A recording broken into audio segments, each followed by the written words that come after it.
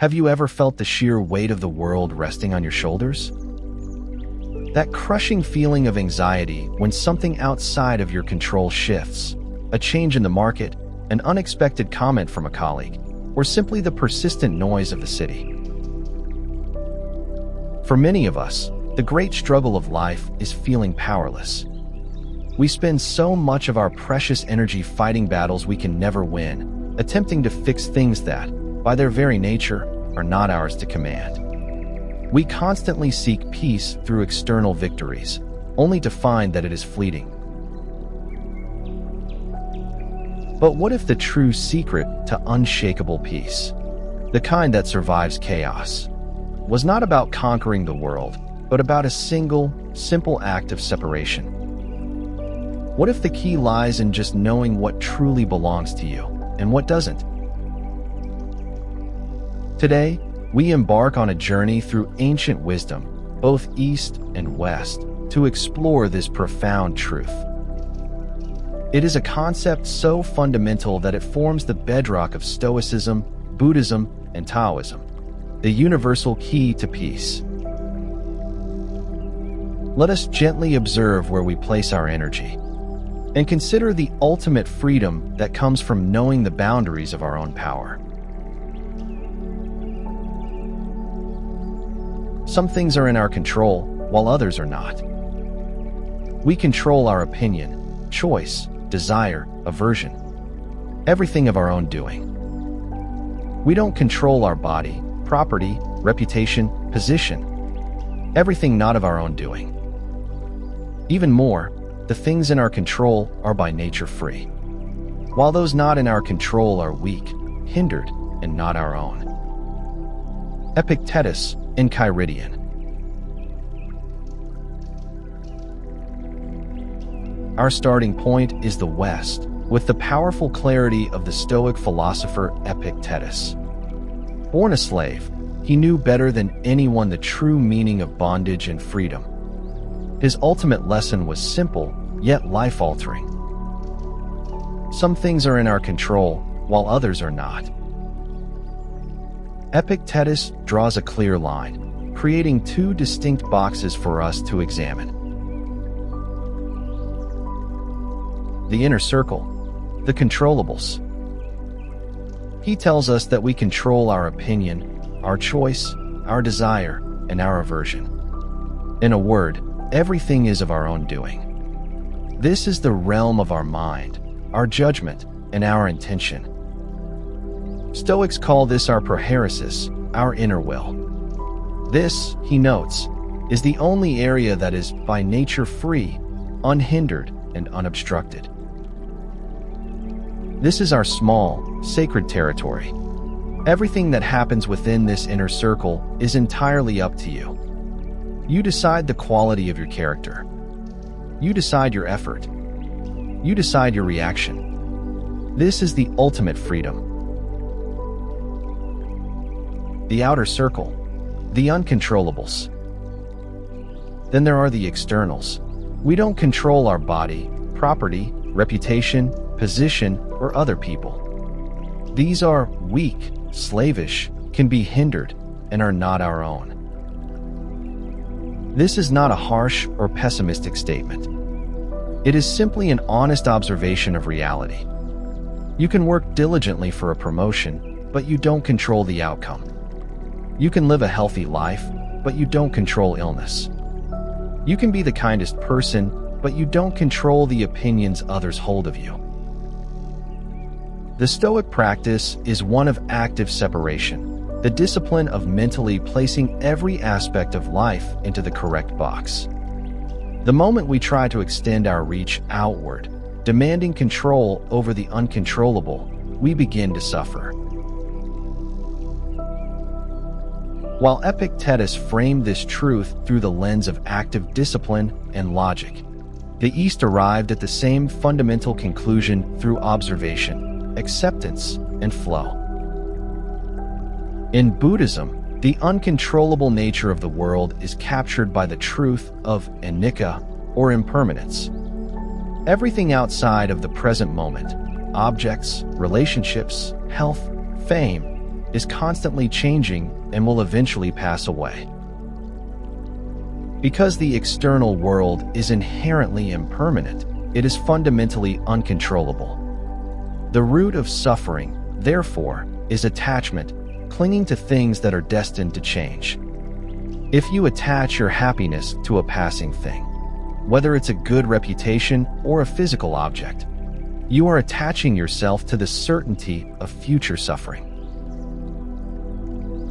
The Buddhist path suggests a practice of non-attachment, recognizing the external for what it is, a fleeting phenomenon, and withdrawing our emotional demand that it remain fixed or satisfy us permanently. Meanwhile, Taoism offers the concept of Wu Wei, often translated as non-action or effortless action.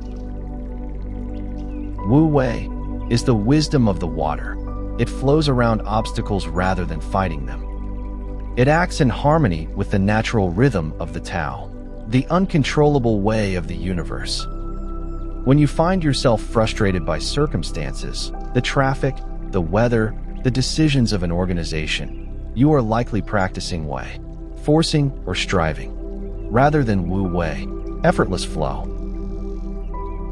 The beautiful truth shared by East and West is this: freedom is found not in changing reality, but in correctly perceiving it. Whether through Stoic discipline or Eastern acceptance, the power is discovered when we stop demanding control over the outer world and return to the self. Now, let us turn our gaze inward and observe the traps we fall into when we forget this universal principle. We all do it. This is not a judgment, but an observation of human tendency. The suffering we experience rarely comes from the external event itself. It comes from our unexamined opinion of that event and the attachment we hold to it. Consider the outcome obsession, the Western trap. We put forth incredible effort, controllable, in a project, but then we fixate entirely on the market response or the final critique, uncontrollable. When the outcome doesn't meet our demands, we feel failure, even though our effort was flawless. We mistake the map for the territory. The pain originates in the gap between what is and what we demanded it be. The Eastern equivalent is the trap of fixed identity. We become deeply attached to our position, our title, or our bank account. When these things are threatened or change, as they must, according to Anika, our sense of self shatters. We suffer not because the money is gone, but because the attachment to the identity it provided is severed. We often try to force things to be certain, the Stoic attempt at controlling externals, or we try to possess the impermanent, the Buddhist attachment. In both cases, we are trying to grasp sand. The moment our fingers clench, the sand slips away, and we are left with the pain of disappointment. The synthesis of this wisdom offers a powerful release. The moment you correctly identify the external world as beyond your jurisdiction, as Taoist flow, or Buddhist impermanence, or Stoic uncontrollable, the need to fight it dissolves. And that dissolving is the beginning of peace. How do we bring this merged wisdom, the active discipline of the Stoic and the calm acceptance of the East, into our complex modern lives? We can begin by performing a triple check when faced with stress. 1. Is this mine to control? The Stoic question. When faced with a difficult person, the Stoic gently observes, I cannot control their actions, but I control my response, my silence, and my boundaries. 2. Where is the attachment creating suffering? The Buddhist practice. When dealing with a financial setback, the Buddhist perspective recognizes, my true worth is not attached to this property or number. The suffering comes from the fear of loss, not the loss itself. 3. Am I flowing or forcing the Taoist way? When navigating a time of uncertainty in your career, the Taoist suggests, Stop rigidly imposing your 5-year plan. Move with the uncertainty, trusting the larger flow of events, and acting effectively in the present moment. This unified practice is not about giving up. It is the active mastery of our internal world. It means dedicating 100% of your energy to your intention, your effort, and your character, your inner circle, and dedicating 0% of your emotional demand to the outcome, the market, or the opinions of others, your outer circle. The key is to shift your identity from the victim of external events to the master of your internal response. This is where true resilience is born. The great paradox of freedom is this: it is only when we fully acknowledge what we don't control that we realize the immense power we do possess. Whether you approach this through Epictetus's rigorous logic, the Buddha's compassionate awareness of impermanence, or Lao Tzu's profound wisdom of effortless action, the truth remains clear. All the outer noise, the fame, the property, the opinions, is merely the setting.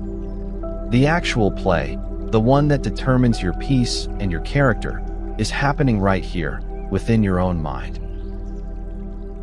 This dichotomy of control is not a passive surrender. It is the active mastery of the only thing that truly belongs to us. We encourage you to begin your personal study of this universal principle today. Thank you for spending this moment in reflection. If this video brought you clarity or peace, please like and subscribe to support the channel. May you find gentle ways to return to awareness and live with a calmer mind. Thank you for watching Daily Wisdom Light.